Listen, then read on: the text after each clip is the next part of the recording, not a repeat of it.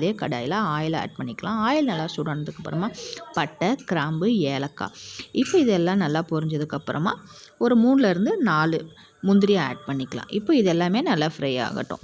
இப்போது 2 பெரிய வெங்காயத்தை கட் பண்ணி ஆட் பண்ணிக்கலாம். இப்போ வெங்காயத்தை நல்லா வதக்க விட்டுடலாம். வெங்காயம் நல்லா வதங்கி வரட்டும். இதுக்கு வந்துட்டு வெங்காயம் ப்ரௌன் ஆகணும் அப்படிலாம் கிடையாது, ஜஸ்ட் நல்லா வதங்கினா போதும்.